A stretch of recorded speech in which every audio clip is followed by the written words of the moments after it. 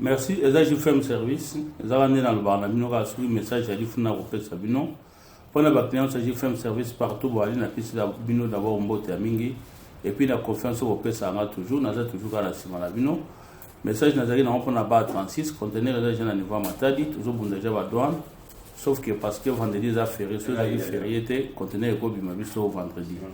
Alors, ceux qui ont marché, on est comme à lundi, conteneur est à la bande à 36. Maintenant, on a bas 37, bas 37 ils ont là, on a bas 38. Je crois que c'est maintenant qu'on a tout rebanda vers les 15, les 16, bas 37 aux agents dans Matadi. Alors, le message Nazaki n'a mingi qui est toujours écouté, j'ai vu pour na bas 39, où il est toujours préparé bloc à la fin de l'année. Alors, par rapport, il y a des difficultés à. Il y a des comme le mois de novembre et décembre. Il y a un peu tôt président pour nous décevoir les clients en Haïti. Eux, vraiment, on a besoin que vous ayez comme avant la fête. Toujours, c'est avant le 10 novembre. Parce que le départ, on a presque un mois. Alors, nous avons avant le 10 novembre pour se charger en haut. Et comme avant la fête. Nous avons vraiment besoin de bloc dans la période où il y a la fête, mais on peut s'en aller bloc. Alors, le message, il y a malam sur Nazaki pour la Italie. Les loges ferme service à dire représentant mon amboka Turin. Donc, bâtiment sont basés en Italie, au Hollande Abisso. Ils ont un décomoro sous service au Kaka Congolais, où il y a ce pays qui a représenté son amboka Turin. Il y a un message au bas, nous sommes basés en amboka Turin, basés aux alentours de Turin. Bon, mais on a un numéro de Bisso Moro dans la ferme service. En Allemagne, et puis, pour te faire une information, on a qui est à Turin. Déjà responsable Nabiso, je crois d'ici 2-3 jours, surtout aussi ici, coordonnées, nous sommes toujours publié le numéro. Message Nazaki, on n'a pas en Italie, partout, vraiment, partout en Europe. En tout cas, j'ai fait un service déjà, à le bloc, il y a 39. Merci, à partir de Villevoorde, la Belgique, Bobo Sanate, Bobo Monaka, Moussalani, Roussamakati, Boka Belgique. Beaucoup de gens toujours toujours confiance quand on est dans le banane, déjà j'ai fait un service. Bissot, tu as appris à service. Donc, message Nazaki Namwana, et puis merci Mingi pour l'équipe qui fait un service, et en Europe, et en Afrique. Et puis merci Mingi sur le magazine, tu as commis un peu de partenaires Nabiso. On a parlé de Bino Yamwana, et puis journée malade pour la bande de Cognon, sur Oyobaza, Bamambe, et puis client qui fait un service. Merci Bandeko Nathalie Ngonga Poani. Nathalie Ngonga parce qu'il y a un Moussala Bende Bani. Vous savez, il y a un lobby qui est non. Ndenge toza boye biso nyonso ba congolais to komi na mpidi ya olamuki na tongo tala montre ya ona remesaka mama na nga Julie o asombelanga pena montre pona talaka air pona musala pona ko remplacer mona mboka Eliezer eza PTT eza kola oyina to komi apoyi oza cameraman est-ce que ça musala ko la Diema Kesela est-ce que ça musala ko la Trésor Zolozolo yango moni biso be penge fo fana to batama ki na biso mais tant mona mboka Eliezer a permis biso to bimi pe ko remplacer za facilité ngai nazo lobelo komoko naza contreté nazo loba o eza vrai est-ce que c'est normal qu'on condamne la police mais to condamner les bateaux batina la police na commandement parce que service armé et ça service commandé soko on a pété na c'est soko kutena o alekio o akolobi olobika afusod to kota net na funa nani aza numéro 1 à la police na funa tango tozo condamner la police oyo babomi tokanga d'abord ye parce que trop c'est trop totika kokosa batu affrontement et salami na niveau ya atre makala soki na boum ba police bala muika na tongo bato baza pona se sécuriser peuple babomi bana batu bana ba mineur nde bomona ba cercueil pe okena funa bazana 12 députés nationaux mais kokama komona honorable Christelle Vang komona mona mboka député national o aela biso to seka culture kufa na mboka oyo mona mboka honorable Ndombasi komona pe oyo a remplacer mona mboka Martin Fayulu Madidi ne place ça bato kena boyo kota fadene na ta akena présidence botu na pe bisoti na 2011 est-ce que baki fadene est-ce que baki dynamique parce que biso be penge fo fa to ba nzete alipela to komela tango zomon biso ko ba to beta politique pena de 2006 ti lelo yo koyeba te mais oyeka po matin folo akie na candidat na présidence na 2011 ozalaki wapi badepute ya funa boza 12 babomi baélecteur na bino mais boza wapi babomi bato na Kisasa boza wapi aussi oza peuple azozanga ya kolia ya komela yo oza travailleur ya peuple congolais oza mandataire c'est-à-dire il faut yeba peuple est-ce qu'alali est-ce qu'alie est-ce qu'aza na courant mais lelo comment badepute bakomi borgueiller bolanda ndenge makambo yango esalami.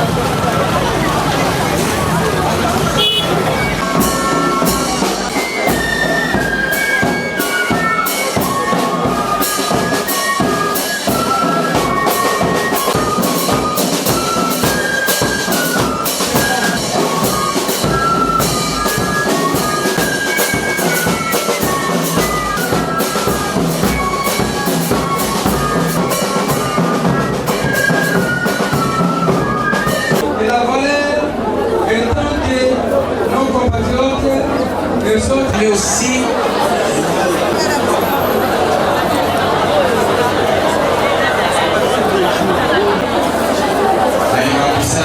le 2 octobre, nous avons perdu 2 enfants, 2 jeunes enfants, Jordan Mwanga, Adonai Tenda, les amis passifs, Bana Oyo, c'est un avenir à Moulay.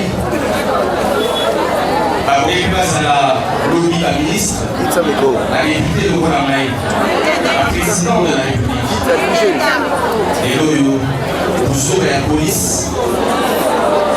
et pour y battre à Oyo. Et la décision de Konamaï, pour la dossier Oyo, c'est la suite.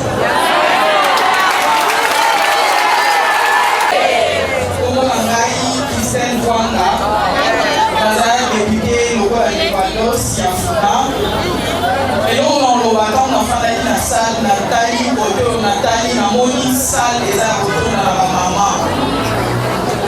Pas si à Bobo, la maman de Moukayebi. Et ça, montant mon côté dans mon vieux, on va faire ça, et on s'en c'est là, au moins. Pas si à la biso, à maman de Moukayebi, à mon collègue.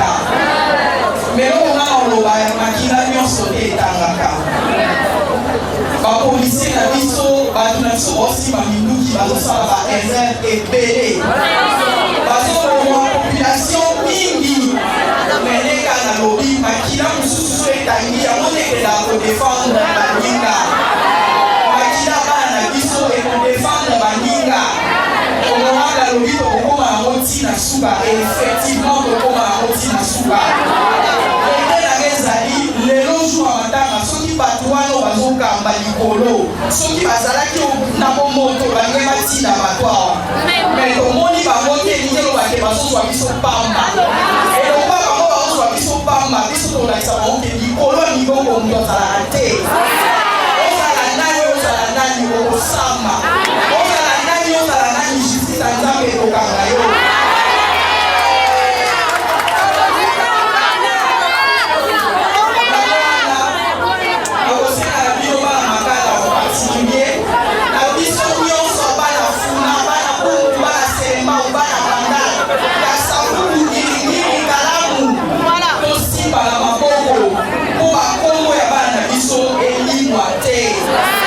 Maman, Nathalie Binote,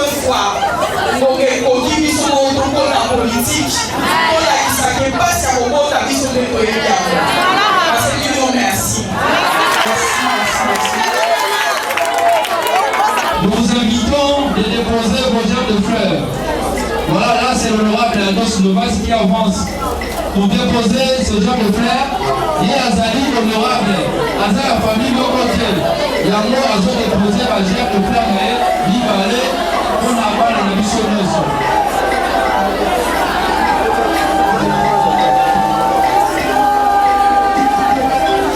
Merci beaucoup, honorable Lovasi.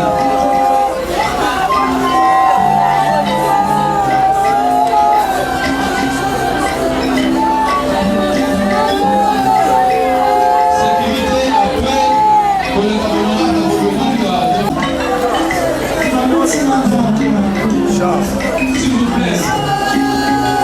Voilà, là, vous saluez notre famille. Derrière le roi de devoir à son assistant.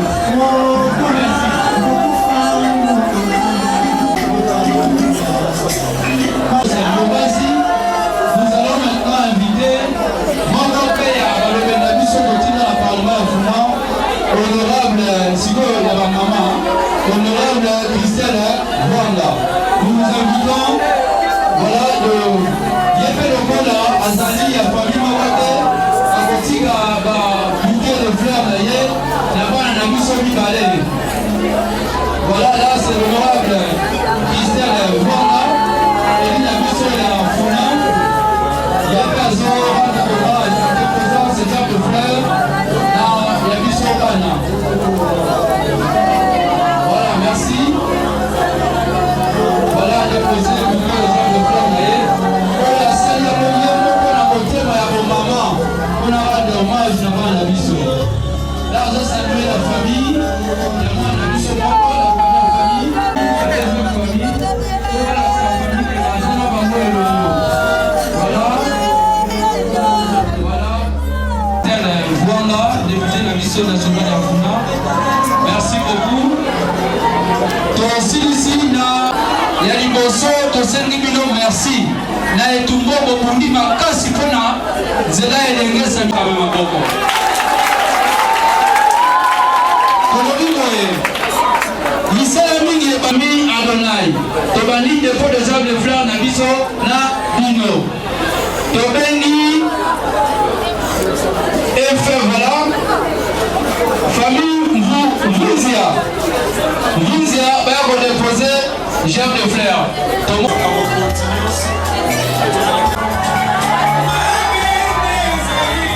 Merci, merci à la femme.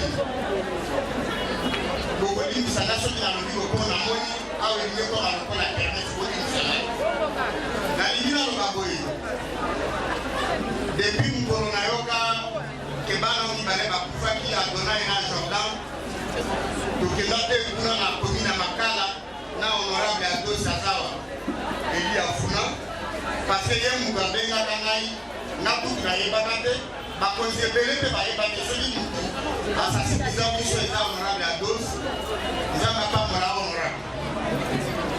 C'est comme ça la politique va être menée à l'Okiboé. Ceux qui vont voter pour voter dans Batou, Batou le voit à Batou s'il faut voter. Mais il y a un peu comme ça là où on va gagner, mais dans mon souci, en soi ma camoufle le voit là, il y a des pays pour Batou ya makala na bakomine mosusu bino nde botikaki ye na assemble soki komoni ngai mpe na ye nakoteli makambo oyo mpo ngai moko naza mpe depute avant nakota na gouvernement nazalaki nano depute tokoki kozalaka te kopesi biso manda tokei na bapale dupepe na gouvernement kaka mpona na intere na biso me mpona matanga oyo nalobelaki bafamille ke tokosala tout leta nde akunda bana oyo esaleli gouverneur ya ville ya Kinshasa ayokaki biso mpe asali ndenge wana me nga nalobaki mpona bana oyo leta il faut aréparer état de droit elobi ndenge wana soki bato baza kosalela leta basali babétise lokola oyo bapolisie oyo ya kote wana basali d'abord kaka ndenge population akulelobaki te bapolisie oyo baza wana baraplace bango na bamisusu ekosalema dede leta il faut apesa réparation na bafamille oyo bana na bango bakufi lelo biso oyo tozokunda lelo parce que bana oyo bakokaki mpe kozala baministre koleka biso baprésident baagronome bamason bakokaki mpe kozala bahomme d'affaire bamilliardaire mevi na bango babengisi yango mpona eza na bato baza na polise na biso batika kokuka bandako bakota na polise po babanda kotungisa na baarme bino bakongole kosomi na batubiso bino yango na kongo ya leta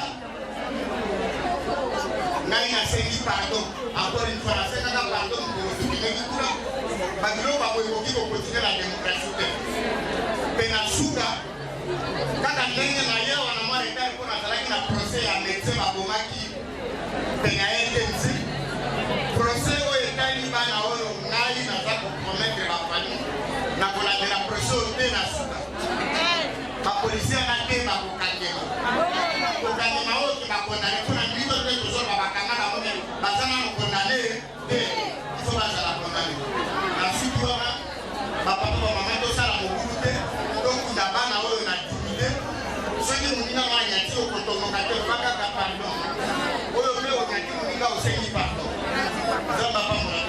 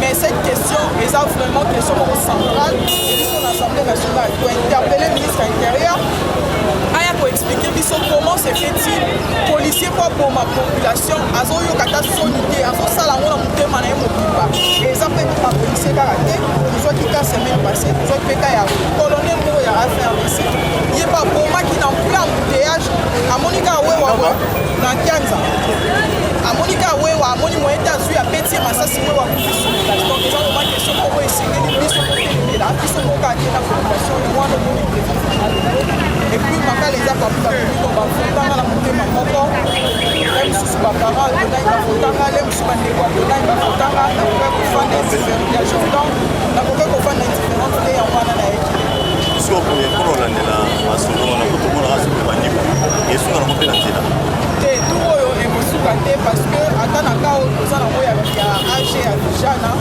lelo toti koconstitue susu ekipe ya baavoka tofaire appel na bango mpe bango kote na bango kuna ta ministre bango babengi baavoka na bango biso mpe tobakisi baavoka mosusu po lundi tokotelemela makambo yango te na kobenga oyo toya na procès tomona procès elekaka makala tomona ndeko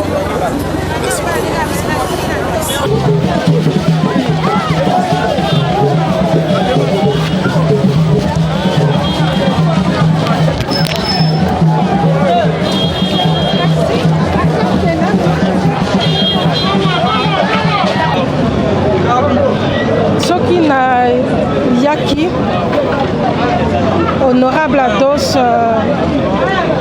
l'air à l'obina biso et sali mutunyon so passe. Je me suis dit ça peut arriver partout. Et effectivement, et comme Eli Bisopé na Lukunga et bomonaki que même honorable Ados ayaki na ka oyo biso tozui na lingwala. Eza passe, eza mawa. Je me fais violence na tia politique te na esika ya matanga, esika ya mawa.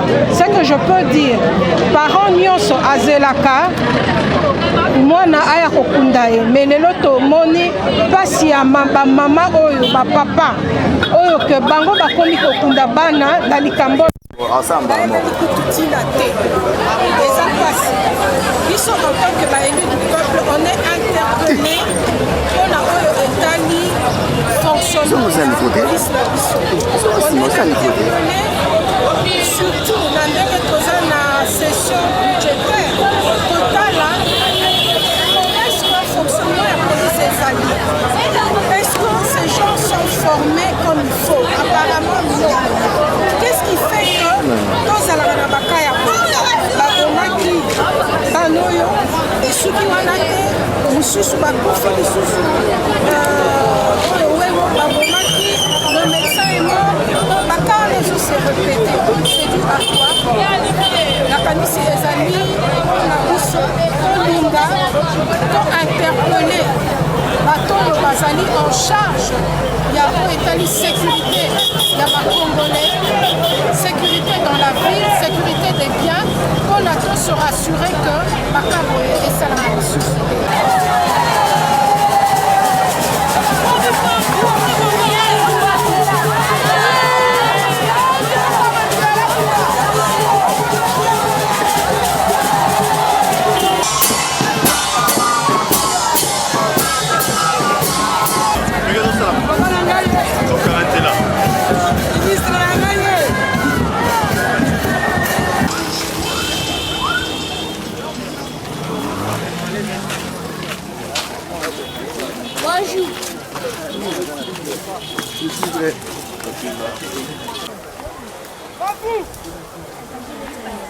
Avant on a banda na senga déjà d'abord bolimbisi na kombo ya Congo na kombo ya RDC bolimbisi na ba famille mibale o bakufeli bana bolimbisi na famille ya Jordan bolimbisi na famille ya Adonai ndeko nengo tukoloba na senga ki musala et pas ya peuple congolais pour na ko défendre ye.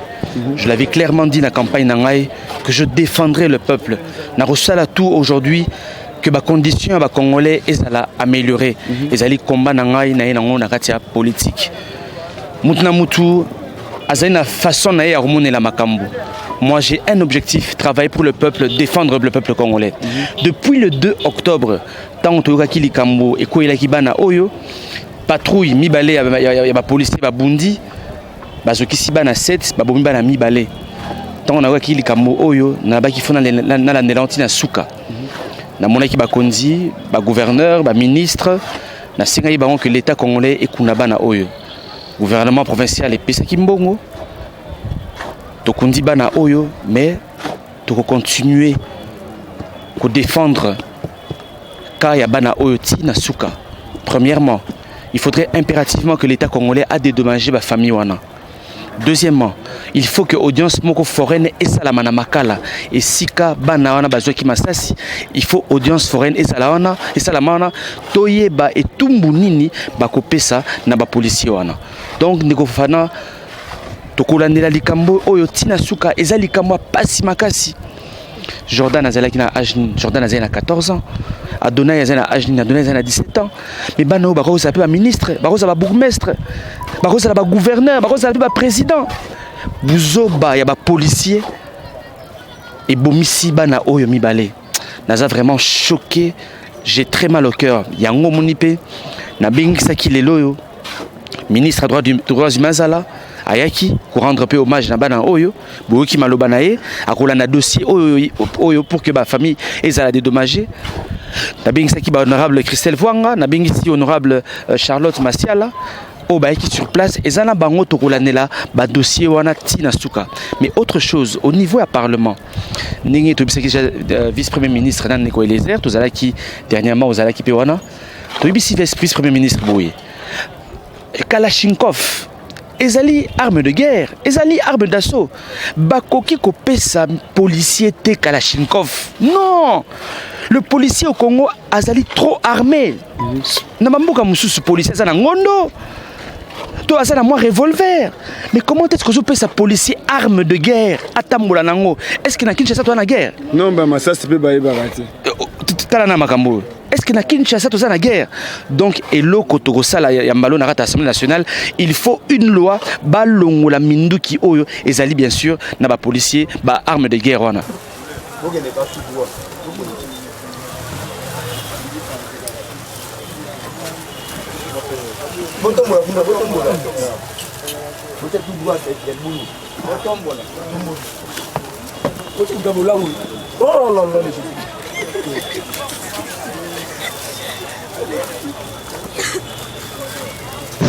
Merci bandeko ezala rande boye pe banani yango bayi na matanga botala ministre oyo aye a eza couleur politique était o mutu ya FCC mutu ya cash mutu ya lamuka biso tout eza pour l'intérêt à Congo.